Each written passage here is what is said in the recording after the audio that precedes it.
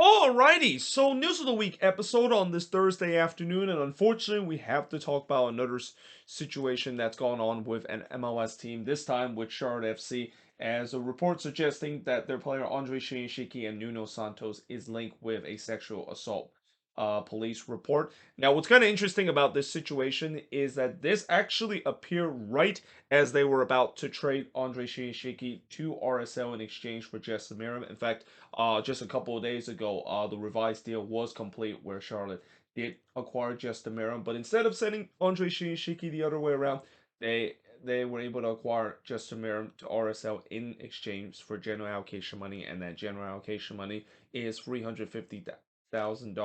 And Andre Shinyashiki has released a statement saying that he is cooperating with the Charlotte police and is well aware of this situation. And I think it's kind of for the best that he probably should stay off the squad of Charlotte FC, which is kind of the case. I mean, he hasn't really made a single appearance for Charlotte this season. But I think what is got to be alarming coming out of this situation is how Charlotte handled this. Because from what I heard, that it seemed like Charlotte knew about this situation, and the fact that they decided to, instead of maybe release a statement talking about this, they didn't release a single statement about this situation, almost trying to hide it under the rug, and then decided to trade it off to another team so that the other team, of course, can deal with this situation. And if that is going to be the case, I mean, that just kind of sums up the Charlotte FC front office and how they deal. I mean, it's been nothing but chaos with this front office. We saw what happened last year, especially when they came into the league with the whole Miguel on Hell Ramirez fiasco that was going on, and still there is still some instability in terms of the front office, and now it's started to kind of affect the team too. And then you add to this situation. I mean, that just add more fuel to what already is a front office that a lot of Charlotte fans demand for that front office to be clean house, and even demand their owner David Tepet to clean house that front office because of how chaotic it has been. But in regards to situation, I know the old saying, you are proven innocent until you are guilty. But again, I doubt for both of these players. And Nuno Santos, of course, playing for Charlotte, but he's actually represent or has been playing with Crown Legacy, their MLS Next Pro team. I expect he probably won't be appearing for that team until this investigation is over, and the same goes for Andre Shinyashiki. And if both of these players are in fact found guilty in terms of situation, then yeah, their career is pretty much done in MLS. I mean, we've seen it before where there's been a player that's been linked with a sexual assault case, and indeed there's evidence and found out that that is the case. Oh, there's really no coming back in terms of this. So yeah, very unfortunate situation that's going on with Charlotte, but we'll see how this deal is gonna go and how what the report is gonna be. But in regards to them acquiring Justin Merrim, of course, I think that this was a good deal, and that in exchange for 350,000, maybe a little bit of an open pay, but getting a veteran presence like Justin Merrim would really help in terms of that midfield, and also a locker room president, especially after this situation. They really need that after that. But either way, moving on in terms of the next signing, the Red Bulls have signed gun midfielder Ronald Duncord. Now, I don't know a lot about this kid other than the fact that he came from playing a team in Mali, and that he's only 18 years old. So I guess maybe this is just another example of the Red Bulls decided to sign a player and trying to hope that he is the diamond in the rough. I mean, this is definitely not going to be a signing that's going to please the fan base, that they were hoping that they were going to make some big signing, and instead they got a guy that nobody has heard about, and whether or not if he even is going to get any minutes or even fringe minutes for this Red Bulls team. Now, moving on in terms of the next news, and unfortunately now we got to get to the part of the news of the week episode where we have to talk about injury news. And it looks like we kind of saw this coming, but it was confirmed that Dylan Barrero have suffered a torn ACL, and he's indeed done for the season. And again, that's going to add more fuel to the fire in terms of the argument of players playing on turf. And I think this one, I do think that there is legitimate argument in terms of the all the the people that is anti-turf in terms of players playing in MLS game, and that these people have always said that they want to ban turf in terms of being in an MLS game, because when you look at this injury, I mean, yeah, it looks like he really he actually blew his knee, not only because of in not being contact, but it looks like the turf played a role to that. Now, speaking of torn ACL injury, Portland Timbers midfielder David Ayala also suffered the same injury, and he's going to be done for the season. Now, what's important to note is that when David Ayala suffered this injury, it was not on turf. So again, this is where maybe the other their people are going to argue that, well, yeah, I mean, we've seen it unfortunately happen on turf, but we also seen it happen when it's not on turf, and it's just kind of one of those unfortunate injuries that is just kind of part of the game. So yeah, either way, it's definitely not great for both of these teams. I mean, for New England, losing Dylan Barrow, that is going to be a tough one, because I really think that he's really done a good job in terms of filling the hole that it was left when they sold Tajon Buchanan just a couple of years ago, and now he's done for the season. Yeah, I expect they probably maybe even go to the transfer market in terms of addressing that spot, and then of course David Ayala being out with a torn ACL. I mean, he just cannot catch a break. Like, he has had a hard times in terms of staying healthy for the Portland Timbers, and also injuries been kind of the story for this Timber side. Like, they just cannot catch a break. They now are a candidate to potentially become the most injury riddled team that any team has suffered this year, because there's just so many back-breaking injuries that they suffer throughout this year, and this is just kind of the latest one. Now, another team that maybe is also in the candidate of being the most injury-riddled team is Inter Miami, and especially their midfield. Remember, they lost Gregory to the season in the beginning of the year? Well, now they're going to lose their other key midfielder in John Mota for 4 to 6 months after undergoing surgery to repair an LCL injury. And again, that midfield was already weak without Gregory, but John Mota was kind of the one that at least is trying to hold fort, and now he's done for 4 to 6 months. And yeah, I mean, it's getting to a point where we will see that there's going to be some teams that's going to be desperate in terms of trying to sign players. I mean, defenders is definitely one of the ones, because I know there's a lot of teams that is looking for defenders, but don't forget about midfielder, and especially holding midfielders and number six in this league, because again, you look at both the Timbers and Inter Miami, and especially in Inter Miami case, losing two of their defensive midfielder to long term injury, that's gonna be tough, and that they're definitely desperate in terms of trying to replace them. And unfortunately, they're gonna have to wait, because what is even a double whammy in terms of this injury is the timing. I mean, it just happened right after the transfer window is closed, so they don't really have a way to trying to sign a player within the league, unless they decided to sign the player off a free agency. And that, yeah, it's gonna be tough for this Inter Miami side to try trying to replace the injury that John Molt has suffered, but they're going to have to nurse it at least for a couple of months, unless if they do sign a player from free agency. Now, moving on in terms of the next news, I'm kind of moving to a more happier news. Christian Espinoza has won the Player of the Month. I don't know why I say with Player of the Month there. I should have won there, but yeah, I think this is the first Quakes player that I remember in a long time that has won Player of the Month. I remember a couple of years Vaco actually won the Player of the Month. Remember, Vaco was a decent player for about a month, and he really light up this Quakes team in terms of his goal scoring and his assist ability kind of fits the perfect number 10 that the Quakes have. Well, unfortunately, that was the only good month that he had. He kind of become inconsistent.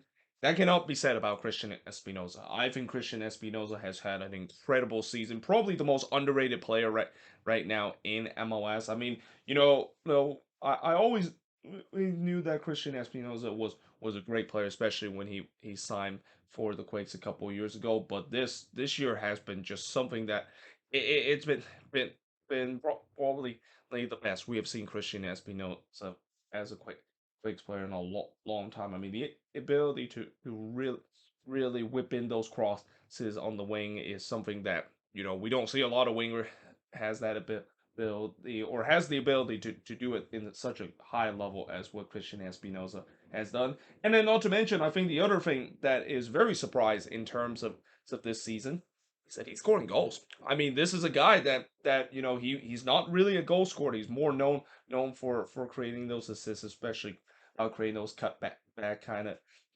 of passes to set up his teammates for the goals. But this season has kind of been different. It's almost like, yep, well, I've been doing that so many times, and at least for most part, it has been successful. But then there's times where it hasn't been successful. So I'm just going to take this into my account, and I'm gonna now be the guy that scored the goals. And yeah, again, well, he deserved of him winning the player of the month. And really, for a time, he was really the offense for this Quakes team, because there's time where I think there was a stretch of games where he scored like 5 consecutive goals that the Quakes has scored in a couple of games. Now, the Chicago Fire, their head coach Ezra Henriksen says that he will not be releasing Chris Brady and Brian Gutierrez for the U20 World Cup. Now, this is not a big surprise because we have seen some teams that have said that they are not going to be releasing their young players to go to the U20 World Cup. And there's two ways you can look at this. One way you can look at this is that that's a good thing to see, because I think at the end of the day, the U20 World Cup, it's maybe a little bit overblown. It's just kind of a tournament, and a tournament more used for developing players. Well, why not decided to uh why join play in that tournament when you can basically continue to develop your career in your club level, and especially playing against much tougher for opponent and much tougher player opposition.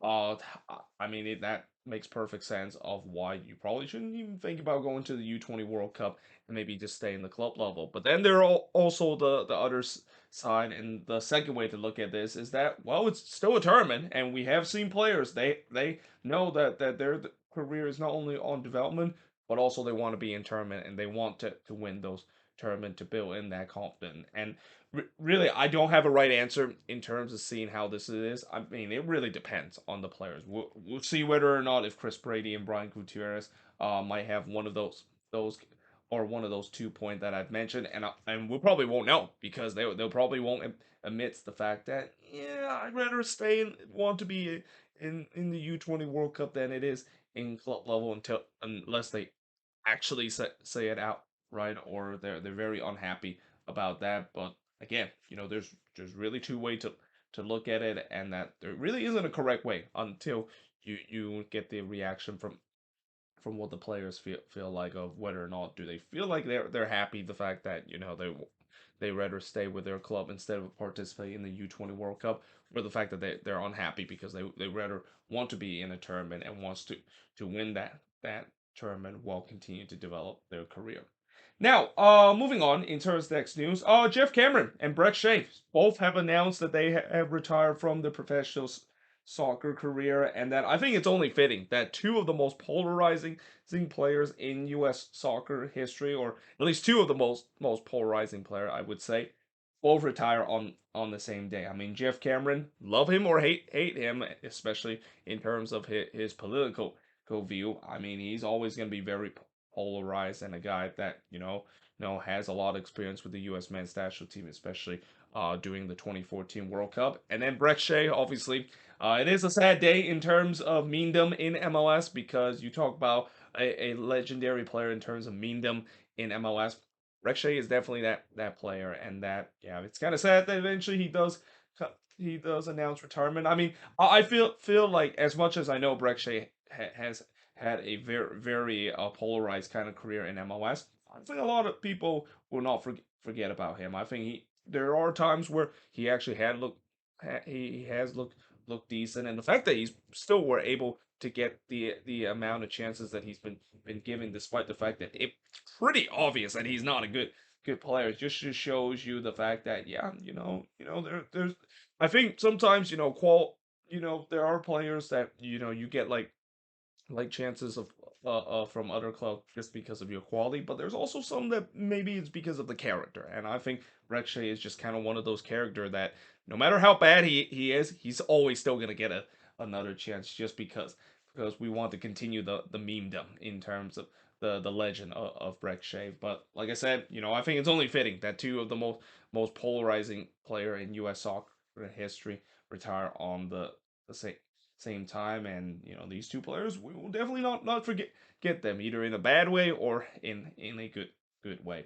Now, Sporting KC supporter group The Cauldron finally has issued a statement to the front office in regard to the poor season, and they have mentioned in the letter that they're very disappointing in terms of the effort that the players have put in, and also with the run of bad resort that's going on. Well, that's saying lightly because it's been historically bad start to the season that I even had to make a video about it just a couple of days ago, and we'll see what the front office is going to do. I mean, I think there are. Well, we'll see whether if it's going to be similar to what the Galaxy did with Chris Klein, where he also issued a statement to the fans about the situation.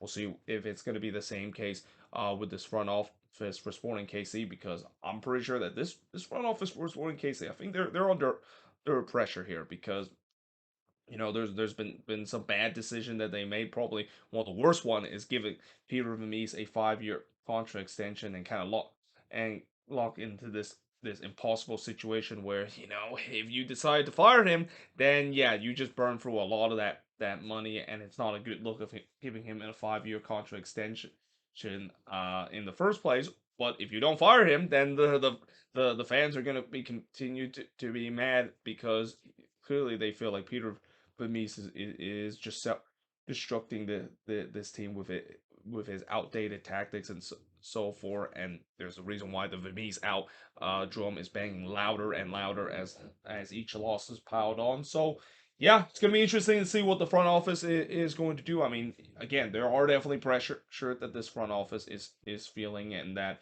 uh they need to do something to address it. But lastly, in terms of the power rankings that has happened in this week, so the power rankings this week that MLS released, there wasn't really a lot of changes, especially in the top three. The top three is pretty much the same as last week: LAFC, New England, and the Seattle Sounders. You saw FC Cincinnati getting themselves back to fourth place, followed by the Philadelphia Union back up a little bit higher in the standings in fifth place. Then you got Nashville also moved up. But then for the bottom four teams, this is where we kind of saw them kind of drop. We got St. Louis dropping to seventh spot, followed by NYCFC dropping to eighth, and Atlanta United dropping to ninth spot, and then Columbus just barely hanging on into that 10th spot after they have suffered back-to-back losses and started to go through a bit of a rough patch. But either way, hope you guys enjoyed this video. If you do, make sure you guys leave a like, smash the subscribe button. As always, let me know in the comments below what do you think of this video, and if there's any news I didn't mention here on the board, let me know in the comments below. As always. But yeah, hope you guys enjoy this video. If you do, make sure you guys do like, smash the subscribe button, and yeah, I of course will see you guys next time.